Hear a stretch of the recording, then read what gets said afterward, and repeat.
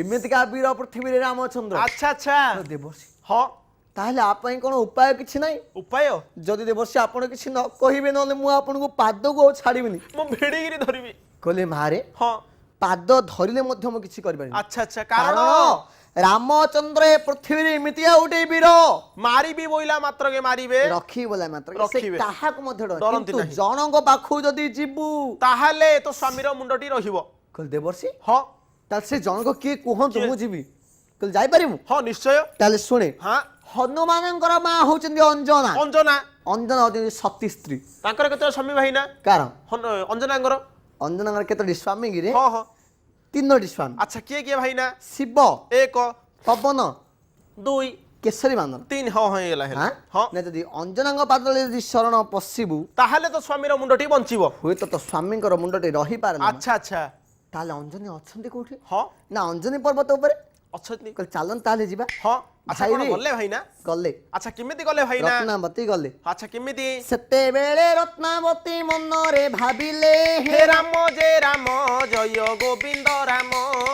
ଅଞ୍ଜନି ପର୍ବତ ଠାରେ ପ୍ରବେଶ ହୋଇଲେ ହେ ରାମ ଯେ ରାମ ଭଜ ଗୋବିନ୍ଦ ରାମ। ନାରଦ ଦେବର୍ଷି ପୁଣି ମନରେ ଭାବିଲେ ହେ ରାମ ଯେ ରାମ ଜୟ ଗୋବିନ୍ଦ ରାମ। ବର କନ୍ୟାକୁ ଧରିଣ ତହୁଁ ଚଳିଗଲେ ହେ ରାମ ଯେ ରାମ ଭଜ ଗୋବିନ୍ଦ ରାମ। ଦେଖିଲ ମା ଅଞ୍ଜନା ଯେ ବସିଛି ବୋଇଲେ ହେ ରାମ ଯେ ରାମ ଜୟ ଗୋବିନ୍ଦ ରାମ। ସେତେବେଳେ ରତ୍ନାବତୀ ମନରେ ଭାବିଲେ ହେ ରାମ ଯେ ରାମ ଜୟ ଗୋବିନ୍ଦ ରାମ। ମାଙ୍କର ପାଦ ତଳେ ଯାଇ ନ ପଡ଼ିଲେ ହେ ରାମ ଯେ ରାମ ଭଜ ଗୋବିନ୍ଦ ରାମ।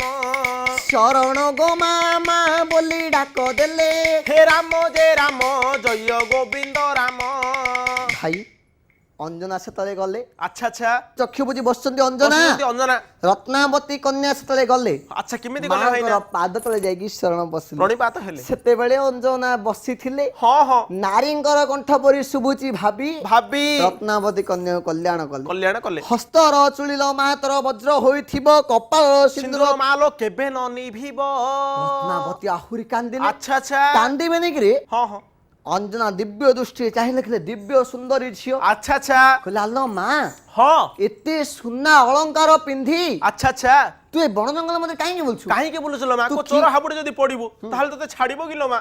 ତ ତଣ୍ଟି ଉପାଡ଼ିକି ନେଇଯିବ। ଏମିତି କହୁଥିଲେ କିରେ? ଆଉ କେମିତି ଭାଇନା? ତ୍ରେତୟା ଯୁଗରେ ଚୋର ଥିଲେ କିରେ? ହଁ ସେତେବେଳେ ରତ୍ନାବତୀ କନ୍ୟାକୁ ଆଚ୍ଛା ଆଚ୍ଛା ଅଞ୍ଜନା ସେତେବେଳେ କଲ୍ୟାଣଟିଏ କଲେ। କେମିତି କଲ୍ୟାଣ ଟିକେ କଲେ ଭାଇନା? କହିଲେ ମାରେ ହଁ ତତେ ତ ମୁଁ କଲ୍ୟାଣ କଲି ହସ୍ତର ଚୁଡ଼ି ବଜ୍ର ହୋଇଥାଉ ବଜ୍ର ହୋଇଥାଉ କପାଳ ସୁନ୍ଦର କେବେ ନ ଲିଭୁ। କିନ୍ତୁ ତୁ କାନ୍ଦୁଛୁ କାହିଁକି? କାହିଁକି କାନ୍ଦୁଛୁ ଲୋ ମା? ରତ୍ନାବତୀ କହିଲେ ମା ହଁ ଆପଣ ଯେ କଲ୍ୟାଣ କଲେ କଣ ସତ ହେବ ସତ ନା? ହେବ ନା ମା? ଅଞ୍ଜନା କହିଲେ କଣ ହେଲା? ଆଁ, ମୁଁ ଯଦି ଜଗତରେ ସତୀ ତାହେଲେ ମୋ କଲ୍ୟାଣ ମଧ୍ୟ ସତ। ଏ ପ୍ରଶ୍ନ ପଚାରକୁ ତୁ କିଏ? କିଏ? କିଏ ତୁ? କିଏ ତୁ? କହିଲେ ମୁଁ ହଁ ତୁ ମୋ ନିଜ ଲୋକ। ନିଜ ଲୋକ? ମୋ ନିଜ ଲୋକ ମୋ ନିଜ ଲୋକ ନା କିଏ ଲୋ ମା ତୁ? ନା ପାତା ଉପରେ ଆପଣଙ୍କ ନାତି ଅଛନ୍ତି? ହଁ, ହଁ, କହିଲେ ହଁ। ଆରେ ମୋ ନାତି ପରା ମକର ଧ୍ୱଜ।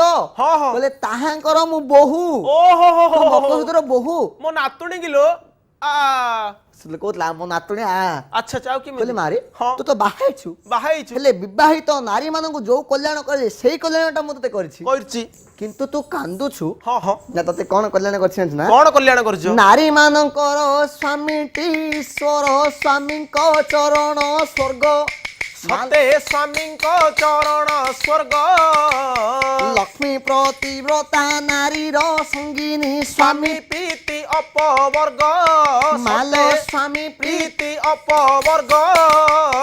ସ୍ୱାମୀ ଗୁରୁ ସ୍ୱାମୀ ପରମ ବାନ୍ଧବ ସ୍ୱାମୀ ସେବା ନାରୀ ଧର୍ମ ସତେ ସ୍ୱାମୀ ସେବା ନାରୀ ଧର୍ମ। ସ୍ୱାମୀ ପାଦେ ଭକ୍ତି ଅର୍ଚ୍ଚନାରେ ମତି ଅପପ୍ରୀତି ଅପବର୍ଗ। ମାଲ ଅର୍ପିତୁ କରିବୁ କର୍ମ ମାଲ ଅର୍ପିତ କରିବୁ କର୍ମ।